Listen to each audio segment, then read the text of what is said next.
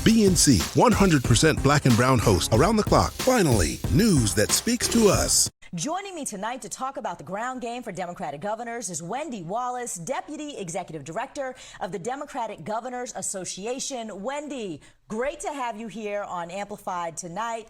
Now, I find it interesting that Politico just pointed out that there is a shift in Democratic donor emphasis.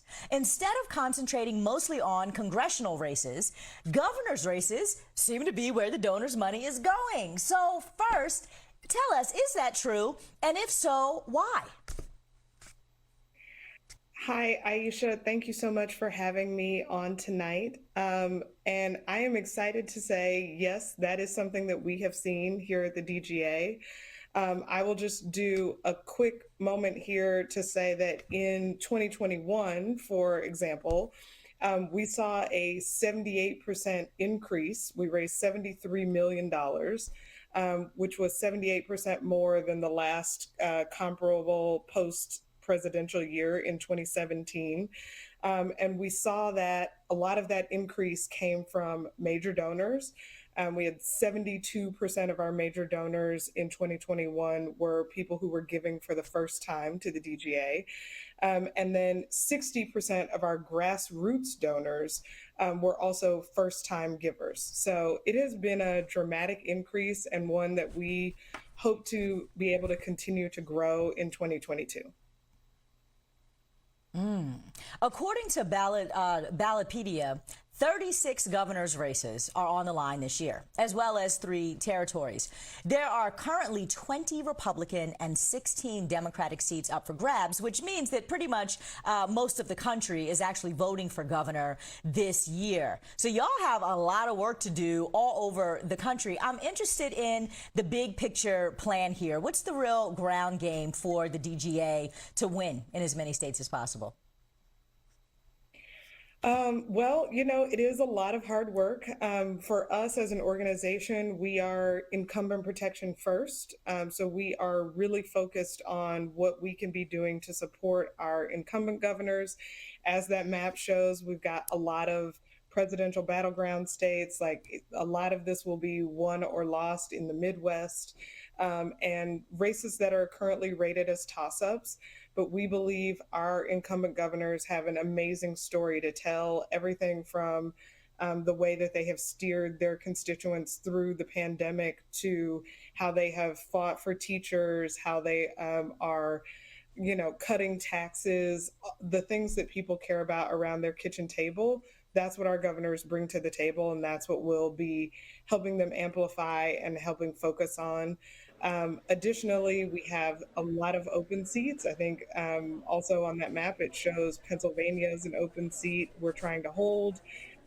We've got some flip opportunities with the open seats in Maryland, Massachusetts, Arizona, all places where we plan to really get in with those campaigns and show what our Democratic candidates bring to the table. I think, as you mentioned earlier, the contrast could not be greater in terms of what our candidates are offering versus what the Republicans are offering. And then we also have some challenger opportunities. I think, anyone would be questioning me if I didn't mention Georgia and Stacey Abrams. It is a very exciting time to be a voter in Georgia, and it's an exciting time to be at the DGA to work with that team and support their efforts. So I know that the DGA, just like every other Democratic Party committee, really has to toe a line between the more progressive wing of the party and the middle of the road, moderate wing of the party. Like you mentioned, there's so many battleground states, Pennsylvania, Wisconsin, Michigan, that the gubernatorial races are up for grabs there. Then you have Georgia. Stacey Abrams is a progressive. New York is going to have a primary with a progressive in it. I'm curious how DGA is moving agenda and narrative, and where do you all fall in terms of those kitchen table issues like you mentioned with regards to progressive versus more moderate views? Oh, that is a great question. I think one of the things that makes the DGA unique among our sister committees is that we really try to lean into the needs of each state.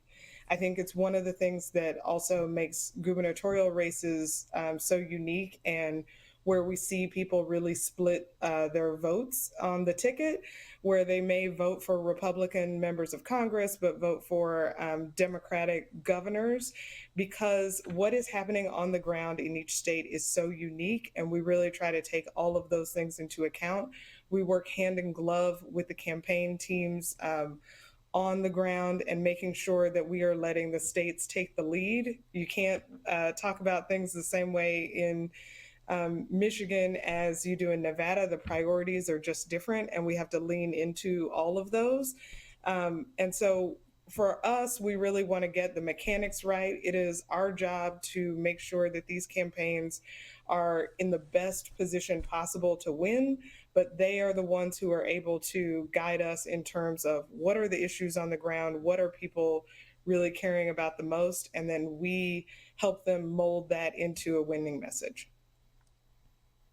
I so appreciate that, because oftentimes the Democratic Party nationally gets a lot of critique for coming in with a one-stop shop solution to individualized communities. So I appreciate the way that you all are approaching this. You know, this election cycle, Republicans seem to really understand that hyper-local elected offices matter. The school boards have been a real battleground, and you could argue that Virginia Republican Glenn Youngkin's fear-mongering campaign that focused on school curriculum won him that race. I'm curious, how are you seeing Dems plan to concentrate locally in order to pull out wins? And are there some key issues in these states that we should all be paying attention to that really matter to people at home?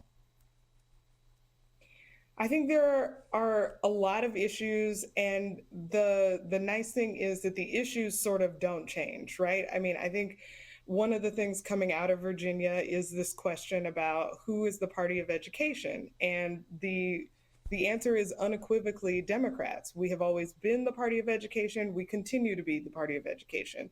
Our candidates and our incumbent governors are the only ones who are talking about teacher pay raises. We are the only ones who are trying to make sure that students are going to school in safe and healthy environments, and making sure that they are learning accurate subject matter, whether it's history or math. We really want to make sure that our children have the assets that they need to continue being the best in the world. I think one of the things that we're seeing is our governors are stepping up, talking about things like freezing gas taxes, cutting food tax. Governor Kelly in Kansas has been very adamant about this. She is slicing the grocery tax in Kansas. Interesting. We've got Governor Whitmer getting rid of tampon taxes in Michigan. So our governors are the ones who are trying to put money back in their constituents' pockets.